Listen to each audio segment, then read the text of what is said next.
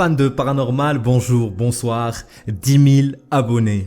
Mais vraiment, vraiment c'est insane, 10 000 abonnés. On y est arrivé après un mois, j'arrive pas à y croire. Je vous ai promis une vidéo FAQ, alors me voilà. Je n'ai jamais fait de vidéo FAQ, donc je sais pas comment ça va se passer. J'ai décidé d'appuyer sur record et de lire vos questions et d'y répondre de la manière la plus naturelle possible.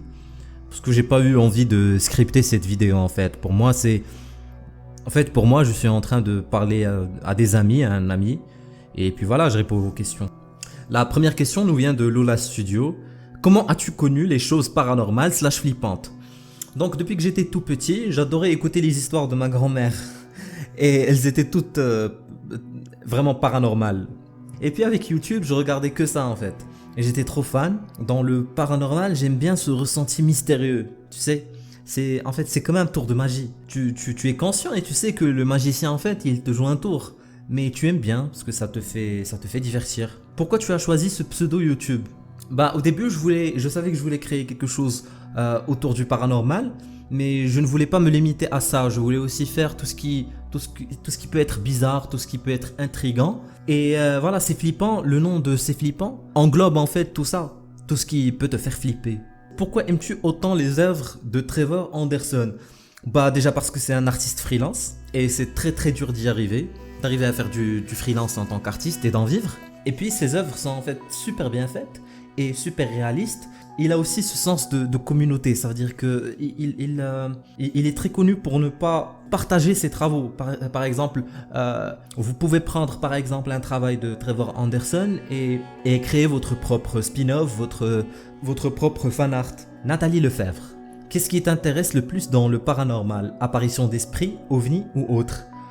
Les apparitions d'esprit, etc. ça m'intéresse pas le plus parce que même dans l'optique où c'est réel, rien ne va changer dans notre vie, tu vois. Parce que je me dis oui voilà, les fantômes existent, etc. Ma vie ne va pas changer, alors que par exemple les ovnis, s'il y avait des objets volants non identifiés, effectivement, il y aurait des aliens et là ça changerait en fait notre perception de l'univers, on n'est pas tout seul, etc. Donc je pense que oui, les ovnis ça m'intéresse beaucoup plus que les apparitions d'esprit ou autres. Nessa TX, est-ce que quand tu t'es lancé dans le paranormal, tu pensais arriver jusqu'aux 9000 abonnés et tu pensais vraiment percer ou pas du tout? Bah pour être honnête avec vous, au début je pensais pas que j'allais en arriver là. Je me disais qu'au bout d'un mois j'aurais aller 100 abonnés maximum, c'était mon objectif. Et puis j'ai vu que vous étiez super intéressé par le sujet et c'est là où j'ai commencé à redoubler d'efforts. Et voilà, je me suis dit que 10 000 abonnés c'est faisable et on l'a fait. Est-ce que je pense vraiment percer? Je l'espère, je ferai tout pour que ça arrive, mais bon, rien n'est sûr dans la vie. Alors Nagisa, vous étiez nombreux à me torcher dans les commentaires parce que j'avais mal prononcé le nom. Je sais pas si je le prononce bien, de toutes les manières vous allez me le faire savoir dans les commentaires. Donc Nagisa nous dit: quand me feras-tu une dédicace? Bah je te l'ai déjà fait dans une vidéo. Je te la mettrai sur le screen, comme ça tu pourras aller la voir après. Aimes-tu les hamburgers? Oui. Les hamburgers, ça fait partie du top 3 de mes plats les plus préférés. Hamburger, c'est la vie. Qu'est-ce qui est rouge et qui attend? C'est le bouton abonné. Anyhow. Gomme de gomme. Tu penses faire des vidéos avec d'autres personnes qui font du paranormal? Oui, j'aimerais bien faire des vidéos collaboration. C'est quelque chose que j'aimerais bien faire, mais il faut avoir une certaine notoriété avant de faire une collaboration. Par exemple, maintenant j'ai 10 000 abonnés, je dois trouver un YouTuber qui a vers les environs de 10 000, 13 000. Comme ça, on sera deux à en profiter. Mais par exemple, de faire une collaboration avec Noah ou avec Adam le Rigolo, parce que j'ai vu que c'était les deux YouTubers que vous regardiez le plus. Ils ont beaucoup plus d'abonnés que moi, donc je pense pas que ce serait bénéfique. Asie n'est plus désolé. Est-ce que tu feras une chaîne secondaire sur un autre thème, exemple le gaming? Oui, j'aimerais bien faire une chaîne secondaire, mais pas pour le moment. Si ça sera sur un autre thème, j'aimerais bien faire du gaming, parce que j'aime bien. Mais pour le moment, non, je pense pas. J'aimerais me focaliser sur cette chaîne. Et puis voilà, on va voir où ça part. Akashar Dia, quelle est la première expérience horrifique que tu as vécue?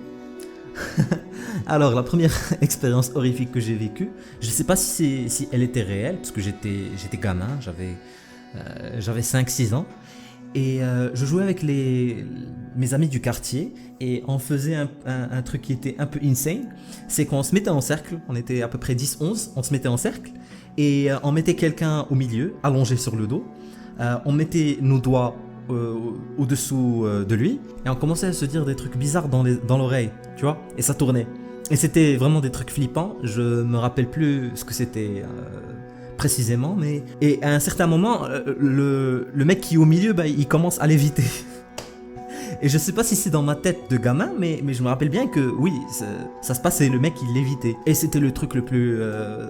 WTF que j'ai vécu, voilà. Monsieur Pingouin et Cocorico ont posé la même question. Pourquoi tu as commencé YouTube et qu'est-ce qui t'a motivé à créer un compte YouTube? Alors déjà moi, quand j'étais petit, j'adorais faire du théâtre et je voulais bien avoir une émission, un show TV. Puis ça a transitionné vers une émission radio, etc. Et puis j'avais laissé ça pour faire d'autres études, etc. Pour faire de l'architecture. Et récemment j'ai fini mes études d'architecture. Donc je me suis dit pourquoi ne pas tenter une chaîne YouTube et vraiment me donner à fond sur ça et voir ce qui va arriver. Effectivement, ça a accroché. Electronics a 3 questions. As-tu un animal de compagnie? Pour le moment, non. J'aimerais bien en avoir.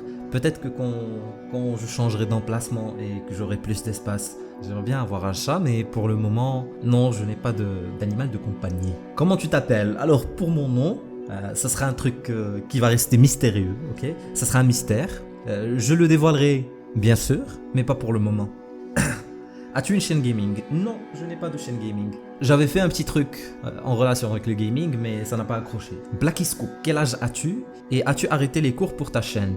Alors, pour mon âge, j'ai 22 ans. Et est-ce que j'ai arrêté les cours pour ma chaîne? Non, j'ai attendu jusqu'à ce que je finisse mes cours avant de commencer ma chaîne YouTube. Samy du 59, as-tu une autre passion que le paranormal? Oui, je fais beaucoup de guitare. Je joue de la guitare depuis 10 ans. Et puis il y a les jeux vidéo et l'architecture. Ouais, c'est mes autres passions dans la vie. Le monde de Yanis. Quelle est ta pire honte? Ma pire honte. Alors ma pire honte, c'est quand j'étais au collège et que je m'étais levé pour faire une présentation. Et j'avais oublié, j'avais laissé ma braguette ouverte. Et il y avait tout le monde qui s'était moqué de moi cette journée et pendant toute l'année en fait. Donc oui, ça c'était le moment où j'ai eu le plus honte dans ma vie. Étalon du CEL. Est-ce que tu flippes quand tu fais une vidéo? Est-ce que tu flippes quand tu fais une vidéo? Et est-ce que tu t'es déjà forcé à faire une vidéo alors que tu avais peur de la faire? Non, je ne me force jamais à faire des vidéos. Et... en fait, à force de voir du paranormal et à force de voir ce genre de vidéos, c'est comme si tu développes une certaine immunité. Plus rien ne te fait peur en fait. Même quand je vais dormir et tout, genre à un certain niveau, tu t'en fous. Surtout quand tu fais de l'editing, etc. Tu regardes les vidéos en boucle et tout. À un moment donné, ça y est, tu deviens immune quoi.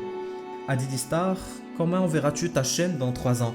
J'en ai aucune idée. Dans l'idéal, j'aimerais bien être à 100 000 abonnés, je l'espère. Parce que vous savez, moi, la vie dans la ville ne m'intéresse pas. Et j'aimerais bien aller dans une petite campagne, avoir mon petit studio d'enregistrement etc. pour me focus sur ma chaîne YouTube. Et puis voilà, vivre une vie de campagne, une vie à l'aise.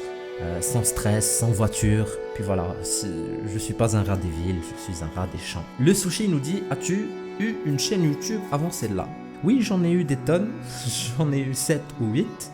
Zarden, comptes-tu faire d'autres vidéos que du paranormal sur ta chaîne ou sur une autre chaîne? Alors non, parce que le nom de ma chaîne c'est flippant et je veux me focaliser sur tout ce qui est flippant. Par exemple, s'il y a un jeu vidéo d'horreur ou quelque chose comme ça, oui, pourquoi pas. Mais pour le moment, j'aimerais bien me focaliser sur une seule chose. Le petit Margoulin demande, t'as une copine? Oui, j'ai une copine et je l'aime très très fort. Enrico Marcilla, combien de temps ça prend de faire une vidéo? Alors ça dépend, mais pratiquement entre 6 et 10 heures. Ethan de Vauchel, comment tu fais pour pouvoir répondre à tous tes abonnés en moins d'un jour? Bah c'est tout simplement impossible. J'essaye du mieux que je peux de répondre à tout le monde, mais je réponds pas à tout le monde. Je sais que je réponds pas à tout le monde parce que vous êtes tellement nombreux et que si je veux en même temps créer de bonnes vidéos, je dois passer plus de temps dessus, à faire mes recherches, à écrire un script, à bien record, à bien éditer et surtout à m'améliorer. Donc voilà, j'essaie de faire du mieux que je peux. Je prends 2 heures par jour et je réponds à tout le monde. Alors voilà, c'était tout pour ce Q&A, c'était tout pour ces questions. J'ai pas répondu à toutes les questions, hein, et c'est fait exprès, parce que j'ai envie de garder quelques trucs qui sont mystérieux. Pas seulement parce que j'ai envie de garder ma vie privée, mais parce que j'aimerais bien garder le mystère et dévoiler d'autres informations au fur et à mesure. Comme ça, vous allez avoir cette idée de me connaître, de me découvrir à travers cette chaîne. Je voulais vous remercier beaucoup et de vous dire que je vous aime beaucoup pour votre soutien, pour votre présence dans les diffusions, sur les commentaires.